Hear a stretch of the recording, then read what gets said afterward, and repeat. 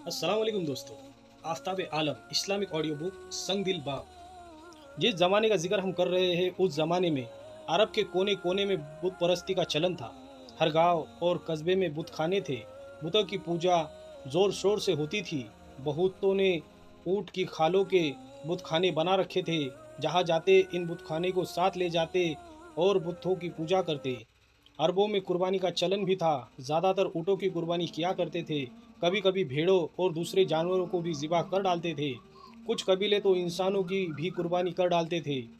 गोश्त खा लेते थे और खून बुतों पर छिड़क देते थे। अरब जिन्नों, देवियों, देवताओं और परियों के भी कायल थे। उनका कहना था कि जो आदमी कत्ल कर दिया जाता है वह इंतकाम लेने के लिए भूत बन जाता है और उस वक्त तक लोगों को सताता रहता है जब तक कि उसका बदला नहीं लिया जाता। इसीलिए उनमें बदला लेने का जज्बा बहुत बड़ा हुआ था। शराबखोरी, जुआ, सट्टा, जिनाकारी, चोरी, डकैती, राहजनी आम थी। लड़कियों को मार डालना खूबी समझते थे। गरज यह कि अरबों में दुनिया भर के ऐब मौजूद थे। वो निहायत जिल्लत व पस्ती की हालत में थे। अरब ही की तरह दुनिया के और दूसरे हिस्सों का भी हाल था। ईरान में आग की पूजा होती थी। वहाँ के लोग दो खुदाओं को मानते थे। आम तौर से शराब पीते थे, जुआ खेलते थे। हर छोटा आदमी बड़े आदमी को सजदा करता था। चोरों डकैती का पूरे मुल्क में जोर था। रूम और यूनान में ईसाई धर्म का चलन था, लेकिन गिरजों में हज़रत ईसा और हज़रत मरियम की तस्वीरें रखी हुई थी और इन तस्वीरों के सामने सिर झुकाए जाते थे। शराब पीने पिलाने का चलन आम था। चोरी, जिनाकारी और धोखाबाजी आम चलन में थी। मिस्र में अगरचे ईसाइयत फैली हुई थी, फिर भी ज़्यादातर मिस्री बुत परस्त ही थे। उनमें वे तमाम ऐप पाए जाते थे जो एक जलील बुत परस्त कौम में हो सकते हैं। नदियों को इंसानी जान की भेंट एक आम बात थी।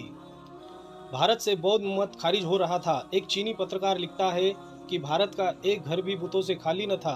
सिर्फ बुतों ही की पूजा न होती थी, बल्कि सितारों की, पहाड़ों की, पेड़ों, नदियों, जानवरों, सांपों, पत्थरों और शर्मगाहों तक की पूजा की जाती थी।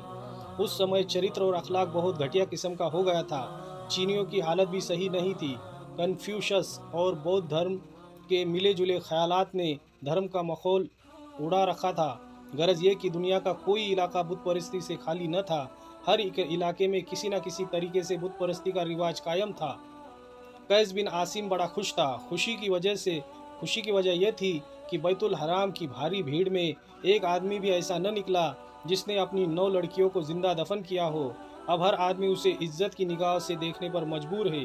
खुशी से फूला हुआ वह मकान पर पहुंचा। मकान पर पहुंचते ही उसकी 10 साला लड़की उससे मिलने लपकी। उसने अपने छोटे छोटे नाजुक हाथ फैलाते हुए कहा, अच्छे अब्बू तुम आ गए, मैं तो तुम्हारा इंतजार कर रही थी। बाप की मोहब्बत गालिब आ गई। उसने लड़की को गोद में उठा लिया, उसे प्यार किया। लड़की ने प्यार से उसके गले में बाहें डाल दी। लड़की बड़ी खूबसूरत थी। उसका चेहरा गोल था, आंखें बड़ी बड़ी, माथा चौड़ा और रोशन था। गालों पर सेब जैसी लाली थी। सिर पर वालों की स्याह लटें गुंदी हुई दोनों और सीने पर पड़ी थी। होठ मनमोहक और दांत मोतियों की तरह सफ़ेद थे। कैस ने मारे मोहब्बत के उसे उठाकर सीने से लगा लिया, पर तुरंत ही चौंका, संभला और जल्दी से लड़की को गोद से उतार दिया। ऐसे फेंक दिया जैसे इंसान किसी चीज़ के धोखे में सांप को उठा ले और पहचान कर तुरंत फेंक दे। लड़की गिरते गिरते संभली। उसने बाप को देखा और प्यार भरे लहजे से पूछा, क्या तुम मुझसे खफा हो गए हो? खफा न हो, आप और अम्मी के अलावा मेरा इस दुनिया में कौन है? कैस की आंखों से रहम और मुरव्वत की बजाय जंगली चमक पैदा हो गई थी। उसने कड़क कर कहा, जमीला, क्या तुम भोली भोली भोली भाली बातों से मेरे दिल को मोम बनाना चाहती हो? नहीं, मैं मोम नहीं बन सकता। मासूम लड़की बाप के कड़े तेवर देखकर डर गई। अक्सर बच्चों का कायदा होता है, जब उन्हें घूरा धमकाया जाता है तो वह लाड़ और प्यार से माँ बाप को लिपट जाते हैं। जमीला भी बाप से लिपट गई। कैस ने उसका हाथ पकड़कर झटक दिया और उसे तेज और गुस्सा भरी भरी हुई नज़रों से घूरने लगा। जमीला ने आज तक उसे ऐसी नज़रों से न देखी थी। वह काँप कर अलग खड़ी हो गई। कैस की बीवी सलमा करीब ही खड़ी थी। जमीला से अपनी नज़र फेरते हुए कहा, अपनी बीवी से बोला, आज जो हवा का तूफान आया, तूफान के बाद जो रोशनी और चमक हुई तुमने देखी? हाँ देखी, बड़ा सख्त तूफान था। मैं तो समझती थी कि मकानों की छतें उड़ जाएंगी, दीवारें गिर पड़ेंगी, लेकिन हमारे माबूदों ने हम पर मेहरबानी की। तूफान निकल गया, मगर रोशनी और चमक मैंने अपने होश में न ऐसी रोशनी देखी न ऐसी चमक, बेशक न देखी होंगी। कुछ खबर है कि हम पर क्या बला आने वाली है? सलमा ने घबरा कर कैस को देखते हुए कहा, नहीं, दुनिया में इनकलाब आने वाला है क्या? कैस ने गौर से सलमा को देखकर कहा, तुमने ठीक समझा सलमा, कोई आदमी हमारे माबूदों के खिलाफ उठने वाला है। सलमा ने हैरत से कहा, हमारे माबूदों के खिलाफ? क्या उसका कोई और माबूद है? ज़रूर होगा। अजीब बात है, यह तो निहायत अजीब। अबरश ने बतलाया है कि हज़रत मोहम्मद सल्लल्लाहु अलैहि वसल्लम नामी कोई आदमी हमारे माबूदों के खिलाफ़ आवाज़ उठाने वाला है। मैं हज़रत मोहम्मद सल्लल्लाहु अलैहि वसल्लम को जानती हूँ, और मैं ही क्या, कौन नहीं जानता। वो मक्के के सरदार के भतीजे हैं, बड़े नेक, बड़े रहमदिल, बड़े सच्चे, बड़े अमीन। आखिर उन्हें क्या पड़ी है कि हमारे माबूदों की बुराई करे? लेकिन ऐसा होगा।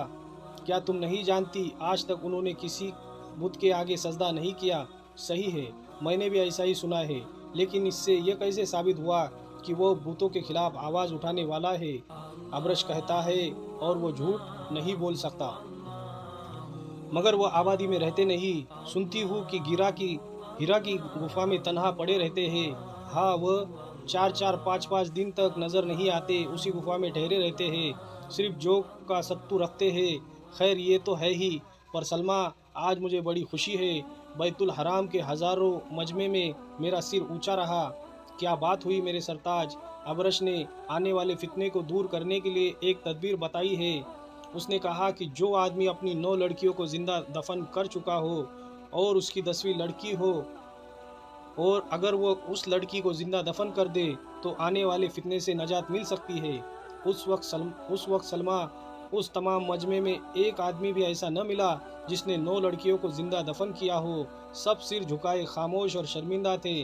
तब मैंने कहा कि मैं ऐसा हूँ। पूरे मजमे ने हैरत और इज्जत की नज़रों से मुझे देखा। क्या फ़ख्र की बात नहीं सलमा? सलमा का चेहरा फीका पड़ गया। वो जमीला से बड़ी मोहब्बत करती थी। कैस की बातों से वह समझ गई थी कि जिस जमीला को उसने सीने से लगाया, हज़ारों मुसीबतें उठाकर बड़े लाड़ प्यार से पाला, अब उसकी कुर्बानी का वक्त आ गया। इस ख्याल से उसका दिल हिल गया, कलेजा मुंह को आने लगा, आंखों में आंसू आ गए। कैस ने फिर कहा, बोलो सलमा, क्या ये बात हम सबका सिर ऊंचा नहीं करेंगी? सलमा ने गम भरे लहजे में कहा, सिर तो ऊंचा होगा, मगर।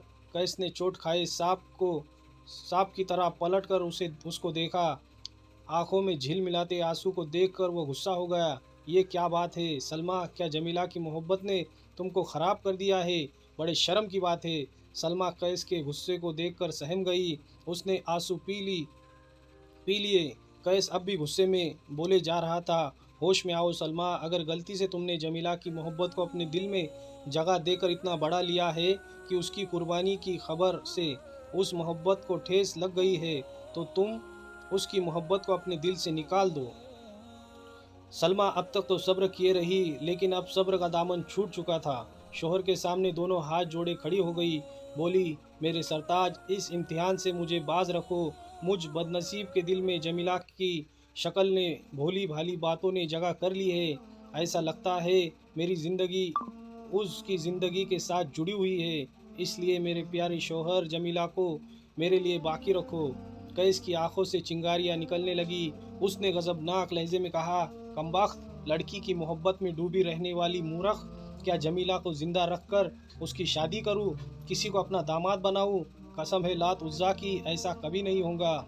सलमा ने रोते हुए कहा, आप जमीला की शादी ही न करें, वो तमाम उम्र कुंवारी बिता लेंगी।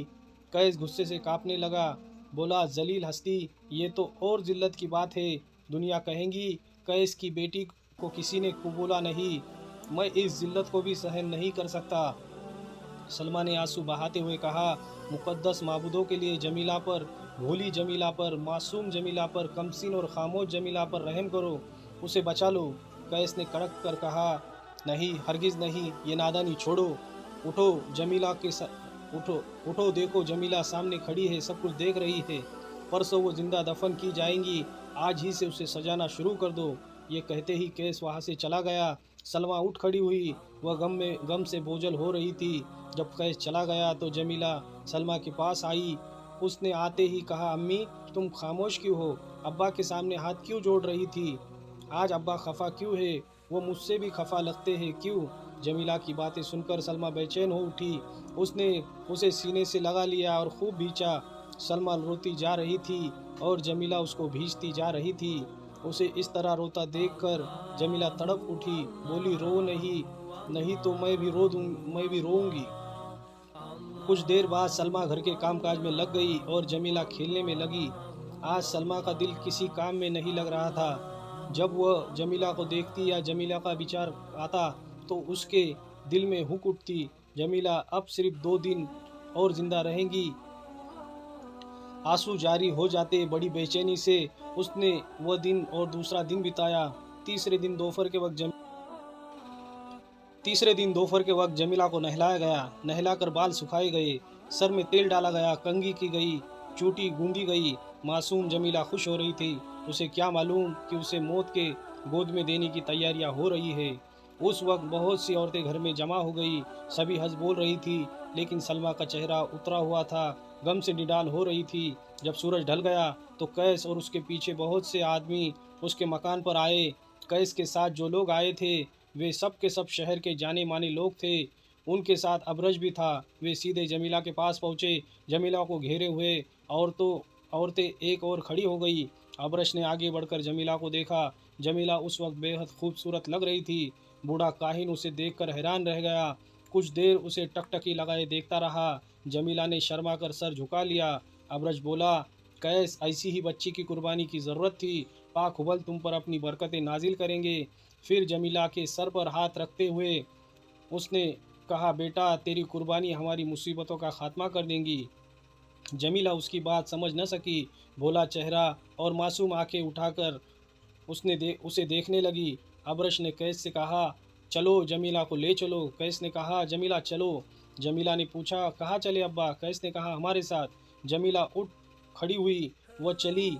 उसके पीछे सब चल पड़े, पर गम से निढाल सलमा के एक कदम भी न उठे। वह चकराई, संभलना चाहा, न संभल सकी, गश खाकर गिर पड़ी। सब जा चुके थे। मकान के भीतर कोई न था जो उस औरत को संभाल पाता।